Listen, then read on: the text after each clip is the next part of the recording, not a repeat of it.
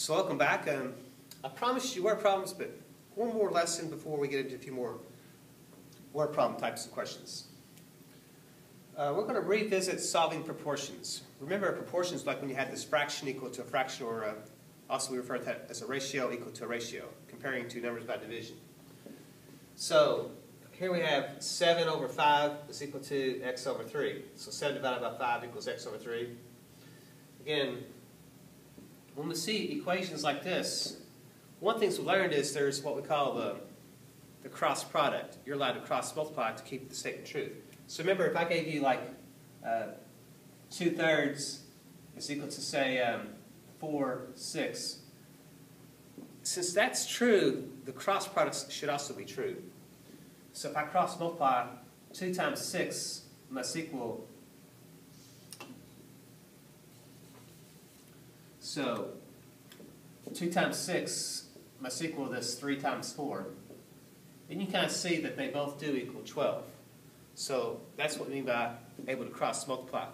So when I see this fraction equal to a fraction, I'm allowed to cross multiply. So I just see this x there. I'm going to cross multiply. 5 times x would be just 5 times x, or 5x. 3 times 7 is 21. So I've done my cross multiplication. So these numbers multiply together. These numbers multiply together. And now that I see, looks like a one-step equation. Since this is connected with multiplication, I can use division and divide that out. So x equals 21 divided by 5. We get an improper fraction, and it is okay to leave it as an improper fraction. And I don't see any common divisors, so we can just leave it as 21/5.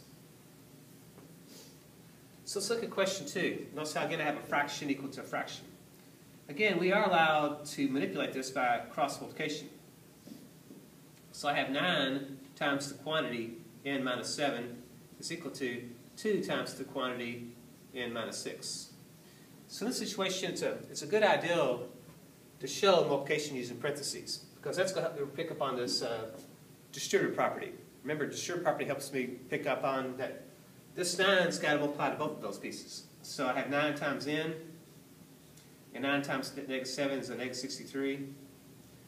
And then 2 times n, 2 times -6 is a -12.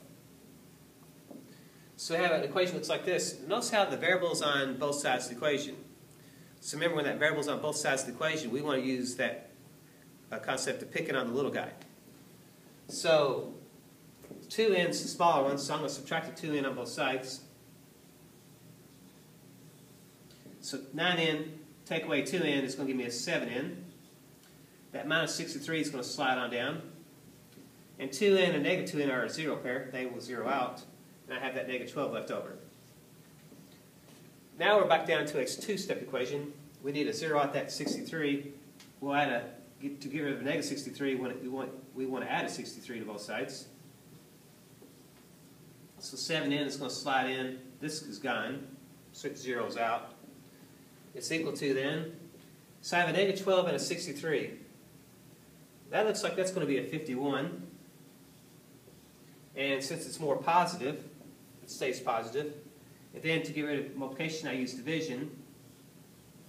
So I'm going to bring that up here. N is going to equal then 51 divided by 7. I don't think 51 divides into 7 evenly, so let's just leave that as an improper fraction. So we can just leave the answer as 51/7. So like here we have 21/5, here we have 51/7. It is okay to leave that answer in that form. And if you want, you can change it to a mixed number or a decimal. It's not necessary though.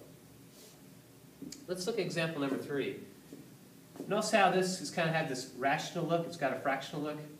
Remember, I can make 2 look like a fraction if I put that over 1. So I can turn that into a rational expression, numerator-denominator concept. Now, since it looks like a proportion, we are allowed to cross multiply. I always like to go where the variable is to start with. So 2 times b plus 5 is one of my diagonals. And 1 times 7 would just be 7. So 2 times b plus 5, and then 1 times 7. I still got to multiply the 2 through the parentheses, so it's going to give me 2b plus 10 is equal to 7.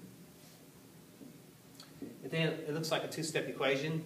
we zero out the 10 with the negative 10. And I'm going to slide this over here so I have a 2b is equal to, because the 10 and the negative 10 are going to zero out. And over here I have a 7 and a negative 10, that's going to give me a negative 3. And then to get b by itself, since this is multiplication, I'm going to use division. I'll divide each side by 2. Those 2's divide out, and end up with the negative 3 over 2. And again, that's an improper fraction, and we can leave it as that. We don't have to do anything else with it. So, b equals negative 3/2 would be my solution. Look at this problem. Again, we have proportional math, we can cross multiply. And we have then 6 times the quantity k minus 7 is one of my diagonals. The other diagonal is the 9k. I still have to distribute through the parentheses to remove the parentheses, so 6k. And 6 times negative 7 is negative 42. So I've got to bring that 6 to both pieces. 6 times k is 6k. 6 times negative 7 is negative 42. And I bring that 9k down. Notice again the variables on both sides, so that's where I like to pick on the little guy. 6k is smaller, so I'm going to zero him out with a negative 6k. And again, to keep it balanced, you have to do that on both sides. The 6k and the negative 6k are going to zero out. I have that negative 42 comes down. And 9k and a negative 6k, since those are like terms, I can just focus on the coefficients. That gives me a 3k. And then to get k by itself, I have to divide by 3. So k is going to equal whatever 14, or rather 42 divided by 3 is. So 3 goes into 42, looks like.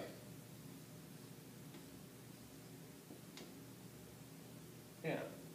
3 times 14 is 42. And since we have a negative and a positive, we know that's going to keep it then as a negative 14. So the solution to that equation would be then a negative 14.